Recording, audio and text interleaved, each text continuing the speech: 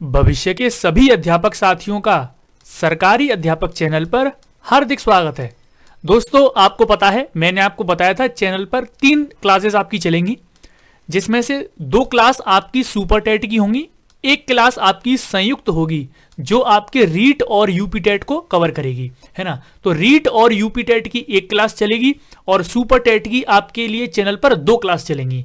पहली class super TET की हो चुकी है और आज एक न्यूज थी सी टेट के रिगार्डिंग जो लीक हुआ था एग्जाम, उसके रिगार्डिंग मैंने आपको एक वीडियो दी थी। इसके अलावा आज रीट की क्लास में ले लेता हूं, कल मैं आपको सुपर टेट की 1 क्लास दूंगा, ठीक है। और अब यहां पर बाल विकास एवं शिक्षण विधियां, राज्यों की कोई भी टेट परीक्षा हो उसमें सीडीपी सेम ही होती है लगभग। प्रश्नों का जो स्तर है वो थोड़ा सा अलग होता है। जैसे राजस्थान की अगर मैं बात करूं तो जो बच्चा 3 महीने से लगातार 2 महीने से लगातार सीडीपी पढ़ रहा होगा तो वही राजस्थान में शिक्षक भर्ती में उन प्रश्नों को कर पाएगा। जो बच्चा सी टेट की तरह जैसे होता है ना, मैराथन क्लास ले ली, ये ले लिया, वो ले लिया, इस तरह से नहीं होता है। यूपी टेट में भी ऐसा ही है। यूपी टेट में भी फैक्ट वाली चीजें होती हैं, आपको रट के याद करनी पड़ती हैं। अगर आपको याद नहीं है तो क्वेश्चंस को आप सॉल्व नहीं कर पाओगे। तो शुरुआत से पढ़िएगा बिल्कुल। बाल विकास एवं शिक्षण विधियां जो सीडीपी का कोर्स है पूरा कंप्लीट करेंगे हम, ठीक है। इसके अलावा जैसे ऐसा देखा गया है कि राजस्थान में जो रीट होता है और हरियाणा में एच टेट होता है, ये जो 2 स्टेट ऐसे हैं जहां पर सीडीपी का लेवल थोड़ा सा हाई रहता है और यूपी टेट में मीडियम रहता है, कुछ राज्यों में लो रहता है। जैसे आपने इस बार का जो सी टेट देखा होगा उसमें सीडीपी का लेवल अच्छा था, मतलब अच्छा नहीं था, लो था, मीडियम, लो से मीडियम के लेवल तक था, ठीक है। चलिए शुरुआत करते हैं बाल विकास एवं शिक्षण विधियां। अब मैं बता देता हूं आपको हम इसमें पढ़ते क्या है। बालक के विकास के बारे में पढ़ते हैं कि बालक का विकास कैसे कैसे होता है। बालक के मनोविज्ञान, बालक के जो मनोविज्ञान है उसके बारे में पढ़ते हैं कि बच्चा कैसे सोचता है। एक टीचर होने के नाते आपको यह पता होना चाहिए। फिर तीसरी चीज है शिक्षण विधियां, कि आप एक टीचर हैं, टीचर होने के नाते आप उसको कैसे पढ़ाएंगे, क्या क्या चीजों का यूज करेंगे, कौन कौन से शिक्षण सूत्र होंगे, कौन कौन सी शिक्षण विधियां होंगी, है ना, वो सारी चीजें। इन्हीं सब चीजों से मिलकर आपका सीडीपी बना है और इसमें आज हम शुरुआत करने वाले हैं। पहला ही टॉपिक है मनोविज्ञान का इतिहास। जानने की कोशिश करेंगे कि मनोविज्ञान कहां से आया, कैसे कैसे इसकी उत्पत्ति हुई, कैसे कैसे इसका विकास हुआ, भारत में इसकी कब शुरुआत हुई। बाल विकास पढ़ना मैं आपको बता देता हूं, बाल विकास का जो पढ़ना है भारत में लगभग 1930 के आसपास आया था। इससे पहले यहां पर बाल विकास नहीं पढ़ा जाता था। बाल मनोविज्ञान पहले से था, बाल विकास पहले थे, लेकिन भारत में 1900 के दशक में ही आया है। चलिए शुरुआत करते हैं और बिल्कुल बेहतरीन कोर्स होगा आपके लिए। एक स्क्रीनशॉट आप खींचोगे और पूरा नोट्स आपको मिल जाएगा, ठीक है। और सेम टू सेम जैसा मैंने आपको बना के दिया है ना, इसी तरह से आप अपने नोट्स बना लेना। एक पेज में पूरा मनोविज्ञान का इतिहास आ जाएगा, ठीक है। चलिए शुरुआत करते हैं। और जिसने भी अभी तक टेलीग्राम ज्वाइन नहीं किया है वो टेलीग्राम ज्वाइन कर लें। सरकारी अध्यापक चैनल पर जो बच्चे नए हैं वो सब्सक्राइब कर लें। इसके बराबर में जो बेल आइकॉन है उस पर ऑल पर सेट कर लें, है ना। और टेलीग्राम का जो लिंक है वो डिस्क्रिप्शन में दिया गया है। और यहाँ पर थोड़े से हम पेड नोट्स रखते हैं, जैसे आपके लिए बहुत सारी चीजें करनी है। एक लैपटॉप भी लेना है, उसके लिए एक टैबलेट भी लेना है, मैथ की क्लासेस भी आपके लिए चलानी है ना, क्योंकि मैथ भी साथ लेकर ही चलना होता है। मैथ भी ये नहीं है कि 6 महीने में 4 महीने में मैथ हो जाता है, मैथ नहीं होता, बेसिक से चीजें लेके चलनी पड़ती है। मैथ भी बहुत टाइम में होता है ना। चलिए शुरुआत करते हैं। सबसे पहले जान लेते हैं कि मनोविज्ञान जो है वो उसकी उत्पत्ति कहां से हुई है, शुरुआत कहां से हुई। देखिए जो साइकोलॉजी शब्द है ना, साइकोलॉजी, ये मैं आपको बताऊंगा कि 2 शब्दों से मिलकर बना है, साइको प्लस लोगस, ठीक है। और इसमें जो साइकी शब्द है ना, ये 16वीं शताब्दी में आया, ठीक है। इसकी शुरुआत हुई थी 16वीं शताब्दी में। तो मनोविज्ञान की शुरुआत की अगर आपसे पूछ ले कि मनोविज्ञान की शुरुआत कब हुई, 16वीं शताब्दी में। तब मनोविज्ञान को क्या माना जाता था, आत्मा का विज्ञान। तब वहां पर जो लोग थे 16वीं शताब्दी में, जो मनोवैज्ञानिक थे, वो ये मानते थे कि आत्मा के विज्ञान को ही मनोविज्ञान बोला जाता है। इससे पहले क्या था मनोविज्ञान, इससे पहले नहीं था क्या, 16वीं शताब्दी से पहले भी तो होगा। तो 16वीं शताब्दी से पहले मैं आपको बता देता हूं, इसको दर्शन शास्त्र के रूप में पढ़ा जाता था, है ना, दर्शन शास्त्र के रूप में। तो ये चीजें हैं। और यहां पर यह है कि मैं आपको बता देता हूं, सबसे पहले जो मनोविज्ञान है तो इसमें सबसे पहले शायकी शब्द दिया गया। किसने दिया था, तो ये थे सुकरात। कौन थे, सुकरात। ये थे 16वीं शताब्दी में सुकरात, इन्होंने सबसे पहले शायकी शब्द दिया था। तो मनोविज्ञान की शुरुआत किसने करी, सुकरात ने। इनके शिष्य थे प्लेटो, ठीक है। सुकरात के कौन से शिष्य थे, प्लेटो, फिर इन्होंने इसको आगे बढ़ाया, आत्मा का विज्ञान मानकर 16वीं शताब्दी में इन्होंने इसको आगे बढ़ाया। फिर इनके भी शिष्य थे अरस्तु, फिर इन्होंने इसको आगे बढ़ाया। तो जो मनोविज्ञान है ऐसे निकल के नहीं आ गया है, पीढ़ी दर पीढ़ी उसमें संशोधन, उसका विकास होता रहा है। ठीक है, तो ये चीजें आपको पता होनी चाहिए। चलिए 16वीं शताब्दी में आपको याद रखना है कि 16वीं शताब्दी में मनोविज्ञान को आत्मा का विज्ञान माना। किसने माना?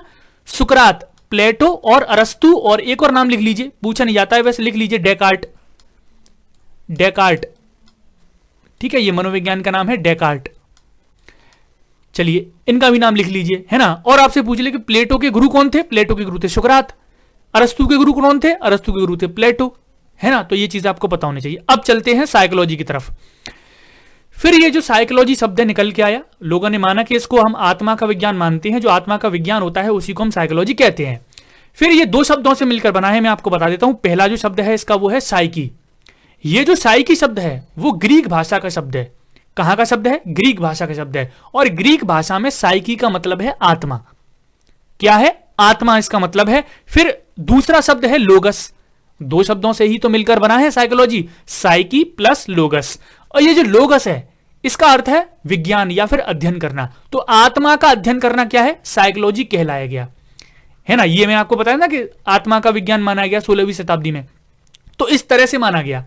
जैसे मैं अभी आपसे पूछूंगा अभी मनोविज्ञान को क्या माना जाता है, तो आप बोलोगे व्यवहार का विज्ञान है ये, है ना। तो अभी तो आपको पता है 20वीं शताब्दी में, लेकिन शुरुआत इसकी हुई थी आत्मा के विज्ञान से, है ना। पहला साइकी, क्योंकि साइकी का मतलब होता था आत्मा और लोगस का मतलब होता था अध्ययन, ये करके इन्होंने बनाया। अब आगे बढ़ते हैं। अब मैं आपको बताऊंगा कि 16वीं शताब्दी खत्म होती जाती है, फिर आगे आगे चल के मनोविज्ञान का विकास होता जाता है। अब मैं आपको बताता हूं कि 17वीं शताब्दी जब आती है तो दो मनोवैज्ञानिक हैं, पेम्पोलॉजी और थॉमस रीड। 17वीं शताब्दी में, 16वीं शताब्दी अब भूल जाइए, 17वीं शताब्दी पे आ जाइए।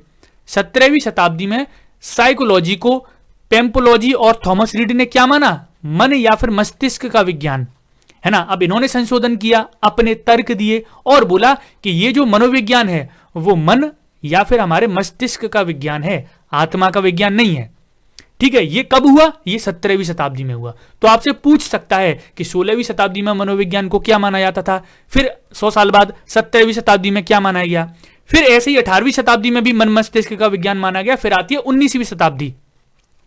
19वीं शताब्दी में क्या होता है? विलियम वुंट और विलियम जेम्स, टिचनर और जेम्स अली, ये मनोवैज्ञानिक हैं। इन्होंने उसमें और संशोधन किए, उसका और विकास किया और बोला कि इसको हम चेतना का विज्ञान मानते हैं। इसको क्या माना गया? फिर चेतना का विज्ञान माना गया। ये चीज आपको याद रखनी है। फिर 20वीं शताब्दी आती है और 20वीं शताब्दी में आपके व्यवहारवादी, आपको पता है वॉटसन, स्किनर और थॉर्नडाइक, ये क्या है? ये व्यवहारवादी हैं और इन्होंने ही मनोविज्ञान को व्यवहार का विज्ञान माना। तो ये चीज है, आपको पता होनी चाहिए। साइकोलॉजी दो शब्दों से मिलकर बना है, साइकी प्लस लोगस। 16वीं शताब्दी में इसको मनोविज्ञान, आत्मा का विज्ञान माना। 17वीं शताब्दी में मन मस्तिष्क का विज्ञान माना। 19वीं शताब्दी में इसको चेतना का विज्ञान माना। 20वीं शताब्दी में इसको व्यवहार का विज्ञान माना, है ना। और किस किसने माना वो सारी चीजें आपको ये सारे नाम याद करने हैं। ठीक है, अब और चलते हैं इसका विकास और आगे आगे कैसा हुआ। फिर होता है 1879 विलियम वुंट। कौन है ये विलियम वुंट? ये वही है 19वीं शताब्दी में जिन्होंने चेतना का विज्ञान माना। ये आप देखिए यहां पर लिखा है ना, 19वीं शताब्दी में विलियम वुंट और विलियम जेम्स थे, वही विलियम वुंट है। इन्होंने क्या किया? लिपजिंग शहर में, ये कहां पर है? जर्मनी में। जर्मनी के लिपजिंग शहर में प्रथम मनोविज्ञान शाला खोली। तो पूछा जाता है क्वेश्चन कि पहली मनोविज्ञान शाला कहां पर खोली गई? तो जर्मनी के लिपजिंग शहर में। किसने खोली? विलियम वुंट ने। कब खोली? 1879 में, है ना। तो ये चीज आपको पता होनी चाहिए। चलिए अब यहां पर आपको इतना ही समझना है केवल कि 17वीं शताब्दी में क्या था, 19वीं शताब्दी में क्या था, 20वीं शताब्दी में क्या था। आगे है फिर मनोविज्ञान की पहली पुस्तक भी पूछता है कि साइकोलॉजी की सबसे पहली पुस्तक कौन सी है। अब अलग अलग मनोवैज्ञानिकों की अलग अलग पुस्तकें।